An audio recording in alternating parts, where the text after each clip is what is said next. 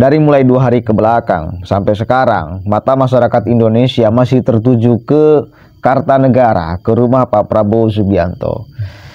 Orang berdatangan, calon menteri, calon wakil menteri, calon kepala badan. Ada beberapa ulama juga yang kemudian masuk.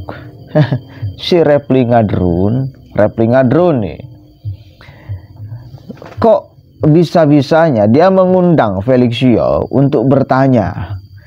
Enggak, masalahnya dia itu bodoh atau pura-pura bodoh, enggak tahu atau pura-pura enggak tahu. Masa nggak tahu siapa Felixio? Dia adalah idolog HTI yang bermimpi tentang khilafah, yang bercita-cita menggantikan sistem ini menjadi sistem khilafah versi tanda kutip HTI. Bagi mereka Pancasila ini togut, demokrasi ini togut. Lihat tuh, yang sama ideolog HTI, Khosinuddin, gila-gilaan. Bahkan ada satu, saya ingat tuh, ideolog HTI itu, dia sempat mengatakan seluruh manusia di dunia ini mati dalam keadaan kufur. Kenapa? Karena tidak menegakkan syariat Islam khilafah, kecuali orang yang sedang berjuang untuk menegakkan syariat Islam khilafah. Kan koclak itu namanya. Tiba-tiba si Repli nanya, Felixio mau gak masuk, berpotensi gak masuk, atau diundang bagaimana masuk pemerintahan? Ya gak mungkin, Cok. Gak mungkin. Dia ideolognya salah satunya. Gak mungkin. Mungkin bagi Felixio haram. Cuma memang Felixio itu pembawaannya enak, halus. Tapi hati-hati, mematikan. Dia itu punya ideologinya, enak didengar. Dia mampu menyusun kalimat dengan baik, tetapi ideologi di belakangnya mengerikan, saudara. Makanya hati-hati nih para kaula muda. Hati-hati dengan orang-orang seperti Felixio. Hati-hati. Ideologi di belakangnya itu gila itu Felix tuh. Coba dengarkan dulu sama-sama nih. Makanya ini Repli Harun bodoh atau pura-pura bodoh, tidak tahu atau pura-pura tidak tahu. Siapa Felix? Kita cek nih.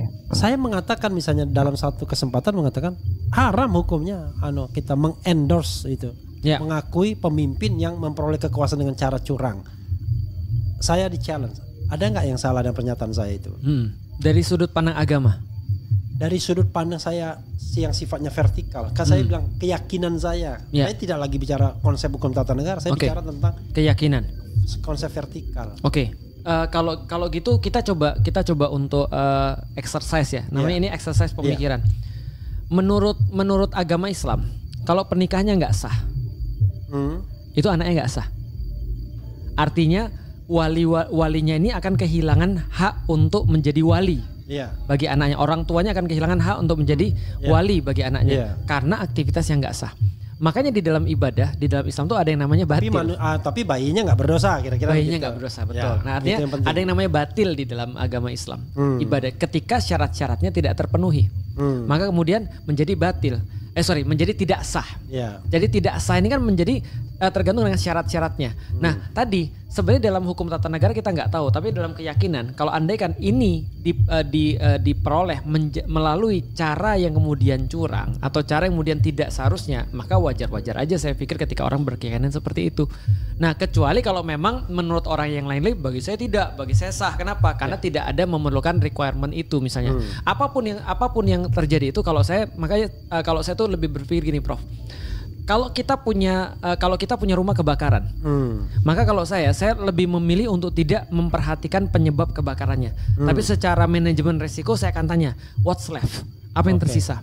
Kita mulai dari situ. I see. Ini a good answer. Jadi apa yang tersisa aja? What's left? Apa yang tersisa dari Indonesia? Kita mulai dari situ. Apa yang tersisa dari proses Pilpres kemarin? Apa yang tersisa dari proses pilpres kemarin, setidaknya kita jadi tahu bahwasanya orang tidak cukup hanya pintar, tidak cukup hanya jujur. Ya, tetapi apa yang tersisa bagi kita untuk move on, untuk moving forward dengan kekuasaan yang sekarang ada. Ada banyak yang sebenarnya perlu kita lakukan.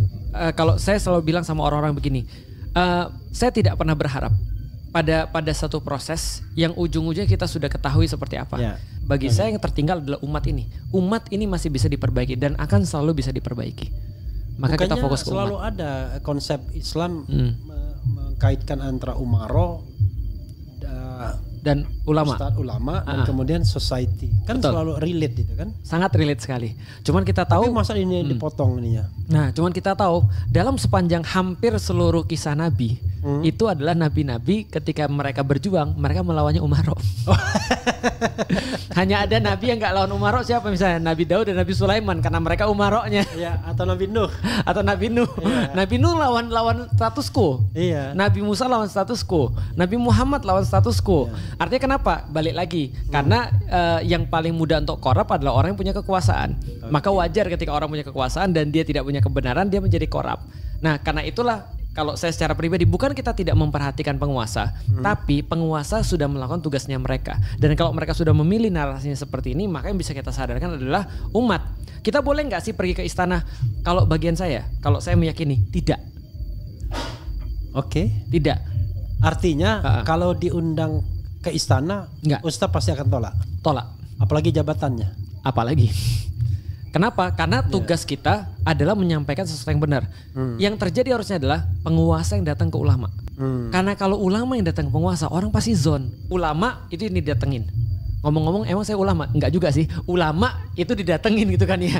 Kalau misalnya ulama yang datengin penguasa, itu lebih banyak omongan orang. Apa artinya sampai kapanpun Ustadz tidak mau dipanggil ke istana? Enggak. Atau karena rezim ini aja?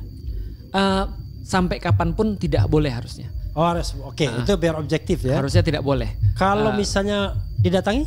Kalau misalnya didatangi tentu tidak ada masalah. Justru itu yang menjadi adabnya. Atau kalau enggak, datangnya di tempat netral. Let's say kalau yang datang itu misalnya penguasa yang Ustaz anggap zalim, misalnya yang korup, yang kemudian nepotistik dan lain sebagainya. Jangankan korup, Prof, yang datang ke tempat saya itu ada yang murtad, ada yang berzina, iya. ada yang melakukan segala macam. Justru karena itulah kita harus membuka pintu kita pada semua orang. Karena kenapa? Kalau kita memang benar-benar mensiarkan agama, kita harus siap untuk menerima siapapun. Karena yang perlu kita tuh bukan orang baik. Justru yang perlu kita tuh adalah orang-orang yang mungkin belum baik. Oke. Enak kan? Beli kalau ngomong enak kan? Enak didengar. Susunan kalimat yang dia keluarkan juga enak, tertata dengan rapi, tertata dengan baik.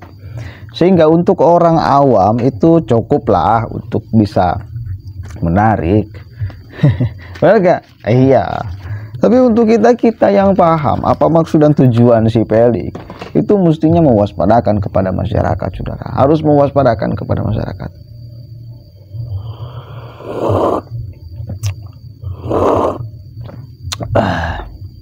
Harusnya umaro yang datang kepada ulama.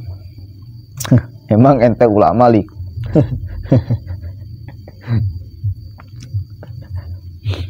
Dia ada bercanda tuh. Emang saya ulama ya? Enggak lah, saya bukan ulama. Tapi di ujungnya dia ngomong lagi, memang seperti itulah adab seorang pemimpin, mesti sowan ke ulama. Iya, berarti dia ngeklaim sebagai seorang ulama. Ya, ulama HTI. Ulama HTI. Bahaya Felix Xiao itu punya ideologi. Mengancam kedaulatan NKRI, mengancam kedaulatan ideologi negara ini. Mau ditunjukkan bukti videonya? Udahlah, nggak usah tahu kan? Iya.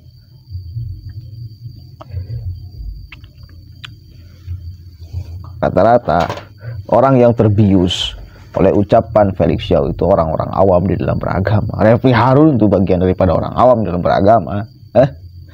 Aneh sekali lagi, sekelas Refli Harun katanya kan ahli hukum tata negara, bisa-bisanya bertanya kepada ahli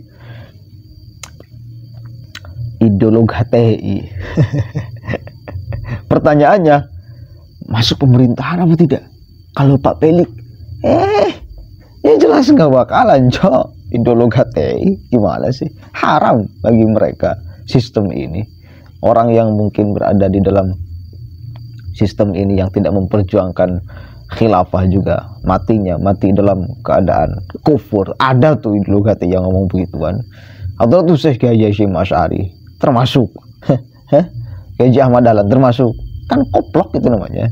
Koclak. Mereka terus bermimpi, berilusi tentang ideologi HTI itu menyusup, masuk, merangsek, menggantikan ideologi Pancasila. Maka kita harus waspadakan. Mudah-mudahan ada manfaatnya. Sekarang kita bisa mengukur bagaimana kualitas Refli Harun. Kasihan.